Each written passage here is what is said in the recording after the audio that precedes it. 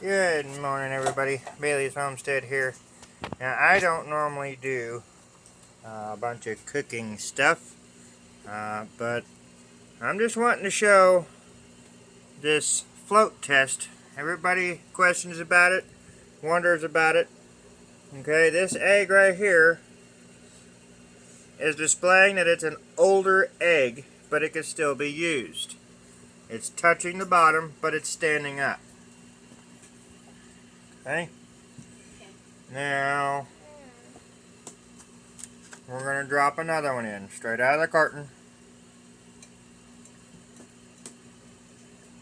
Again, an older egg. Okay, now these over here were grabbed fresh. Okay, see that? It's sitting on the bottom, on its side, and it's just resting there. Okay, we're not holding it in there, we're not touching it, there's no magic here. Okay, but that one's going to have to be used because it was already dropped in the water. Okay, how many is that so far? 4. Okay, that one is standing up. It's not floating. Bad eggs will float. They'll look like this.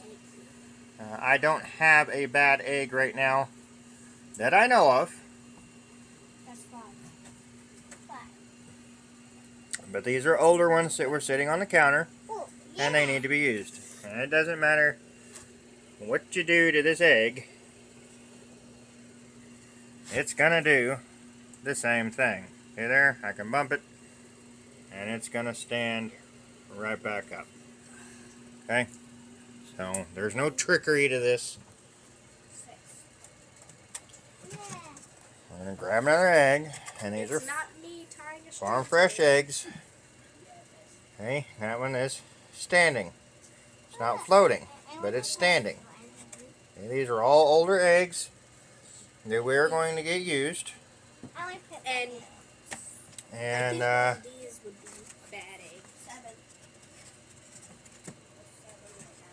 now see, most of my eggs come out clean. That one did not.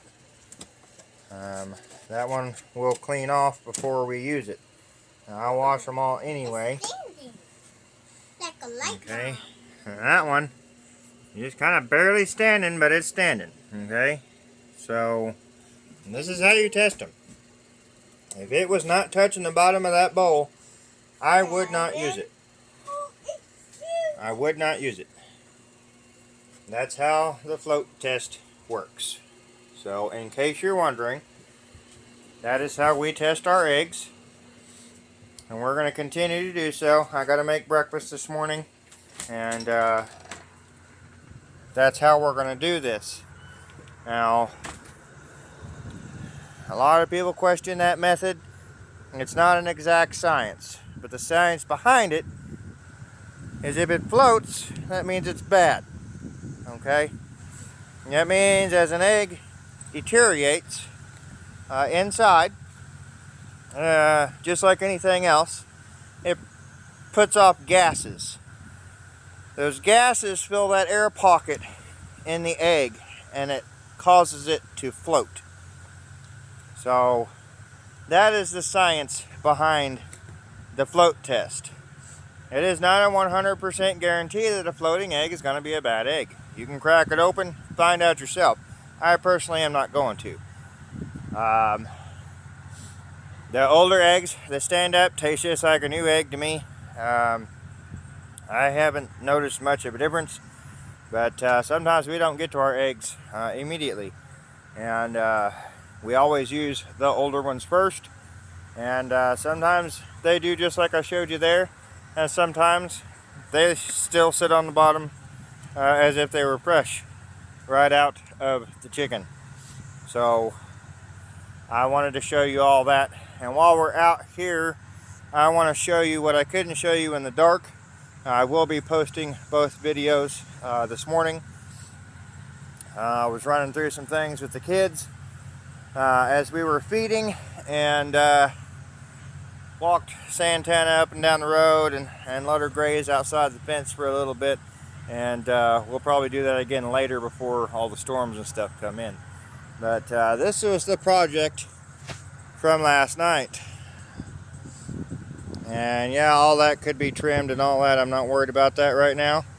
But we have a side on the barn, finally.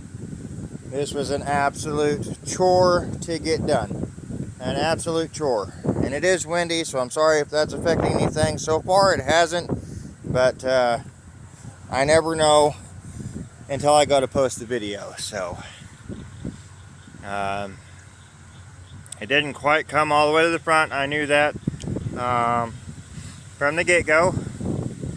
But that's going to keep a lot of rain and a lot of wind out of there. A lot of rain and wind out. Get you a look from inside. As windy as it is, what little wind is coming in the door there,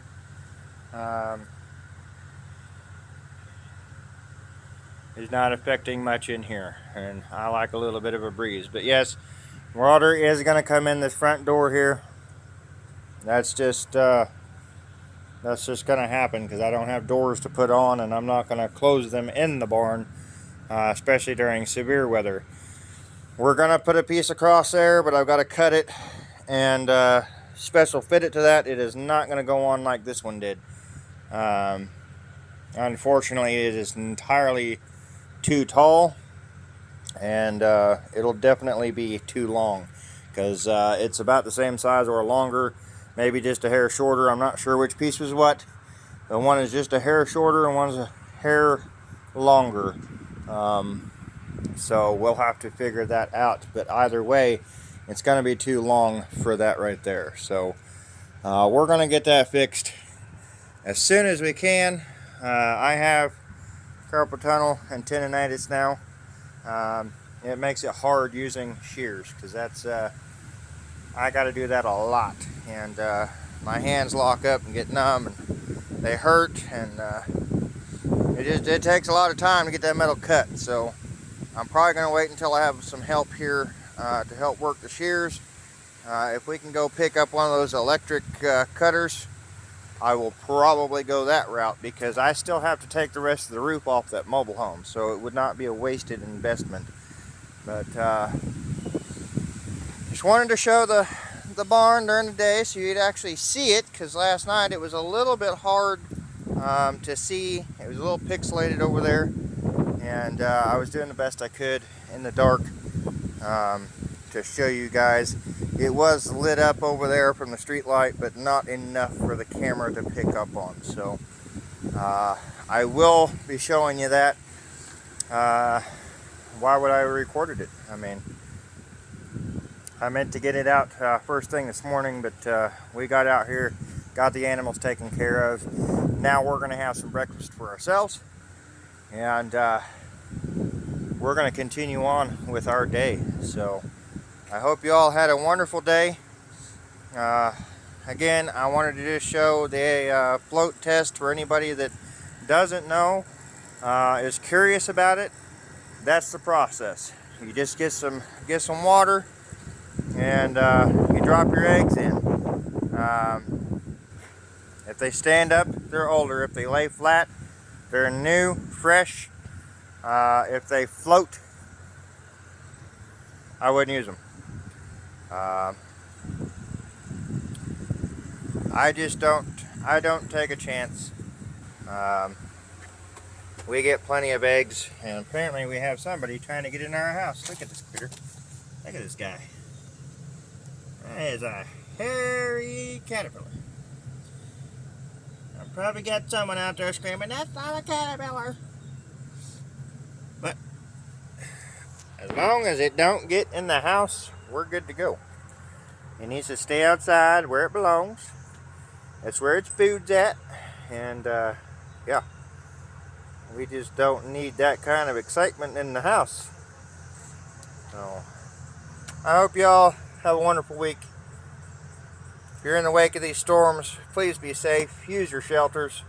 They are proving to be dangerous and deadly, and there's no point and not extending your life if you have the ability to do so. I know a lot of us don't want to be here, but it's not our time. I don't put my family at risk. I would put myself at risk if I had to come save animals, but if I follow a storm, I follow behind it. I don't follow in front of it, beside it.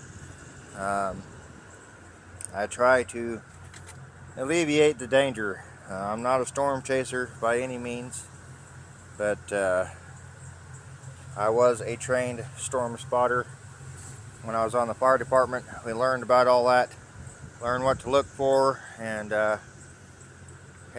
I find a shelter. If I can't, then we hunker down, we do the best we can, and hope for the best. But in the future, I will have a storm shelter no matter what.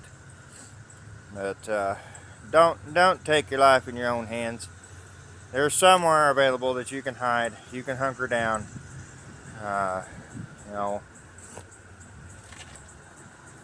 I'll come outside during a storm. I get it.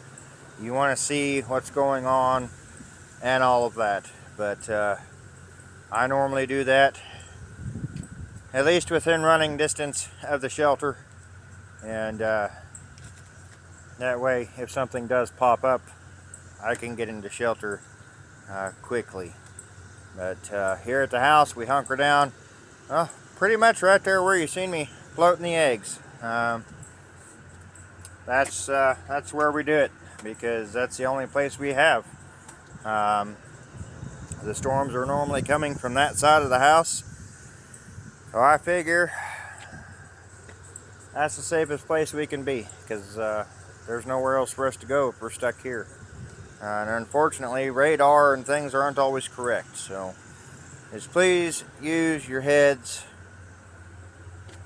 Your children don't have a choice. They have to follow you.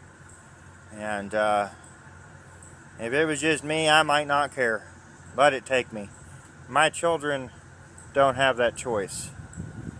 They can't just leave on their own. So I got to make sure they're taken care of. There's shelters available, and I feel if more people would actually use them, a lot of the ones that quit opening their doors would open their doors again. Just people don't use them and they quit opening their doors.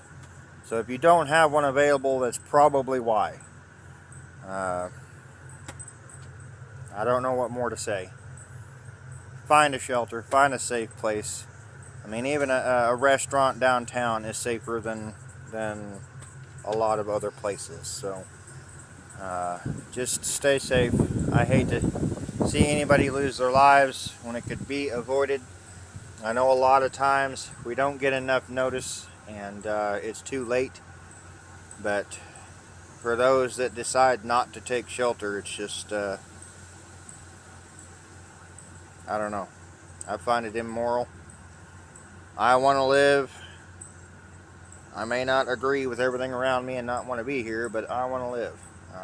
As long as the good Lord has stored for me. So I want my children to be able to have that chance. And it is greedy for me to decide to stay home and let them ride out the storm with me. So that's just the terms of it is, and I'm sorry if that hurts somebody's feelings, but it's greedy.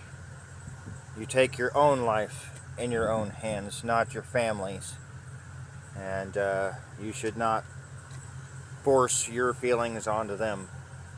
If you want to ride out the storm, take them to shelter and come ride out the storm. Just give them a chance. Let them make that decision, because they're not old enough to decide that on their own. They're not old enough. They're not mature enough to be able to decide, if it takes me, it takes me. If it doesn't, it doesn't. That is not a decision a child should make. So I'm going to end it there. We're going to have breakfast. We're going to get on with our day. And we're going to start prepping for these evening storms that are coming in. It's not a huge risk, but we're up there in the risk zone. So anything is possible this evening. We're going to keep a close eye on the radar, listen to the weather. I'll probably hop on here and watch some of the storm chasers. So that's just how I keep up with everything. Our weather radio is wonderful, but I like to see what's going on, know what's going on as it progresses and gets closer to me. Then I know what to decide. Because if it's just a thunderstorm, we're staying home. If it is elevated or stays elevated, then we'll probably seek shelter. We've been pretty fortunate with just high wind damages and things. But anyway, I hope you all have a blessed week, and we'll see you next time.